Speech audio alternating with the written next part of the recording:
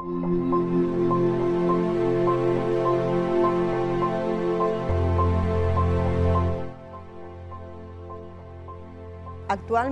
una de les plagues que està donant més problemes al cultiu de tomaquera és Aculops.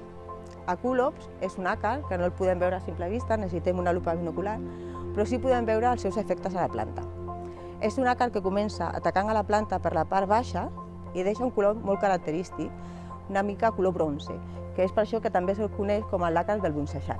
És aquest color més fosc. A mesura que la plaga va ascendint per la planta, va secant tija i fulles.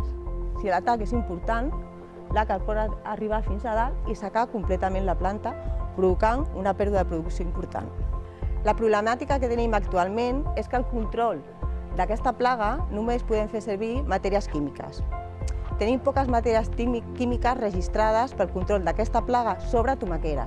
Això fa que l'ús reiterat d'aquestes matèries actives fa que el control de Aculops cada vegada sigui menys eficient i això provoca pèrdues molt importants en la producció de tomàquet. El motiu d'aquest assaig és provar una estratègia de control biològic pel control d'aquesta plaga d'Aculops. Assajos previs que hem realitzat a l'IRTA, tant al laboratori com de semicamp, hem comprovat que hi ha un altre àcar depredador, Triflodomus mondoriensis, que seria capaç de controlar aquesta plaga. És per això que hem fet aquest assaig. Hem fet dos blocs de cultiu.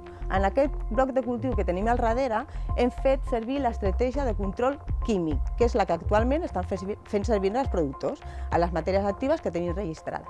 I a l'altra part de l'hivernacle ara visitarem la part del control biològic, amb aquest àcar, Triflodomus mondoriensis. Ara ens trobem amb el bloc en el que hem seguit aquesta estratègia de control biològic amb l'àcar depredador Triflodomus mondoriensis. Aquest és un cultiu de tardor-hivern. Això vol dir que va ser trasplantat al juliol, mitjans de juliol, on les condicions per la plaga per Aculops són idònies, són temperatures altes i humitats relatives molt baixes. Això va fer que tant amb aquest bloc de cultiu com l'altre tinguéssim un atac important d'Aculops. Després de recórrer aquest assaig hem vist que aquesta estratègia de control biològic ha sigut eficient. Mondoriensis ha pogut controlar Aculops molt millor que el control químic. De fet, ara hem acabat amb la producció i les dades de producció demostren un augment de producció considerable comparant el control biològic amb el control químic. Pel que podem dir que Mondoriensis és una estratègia eficaç de control biològic. Una altra problemàtica que comporta l'ús reiterat de productes químics per control de plaga, d'Aculops en aquest cas, és que paral·lelament aquests químics tenen una incidència amb la fauna útil que serveixen pel control d'altres plagues pròpies de la tomaquera. I amb aquests controls, amb aquests tractaments que hem de fer per Aculops, disminuïm aquestes poblacions.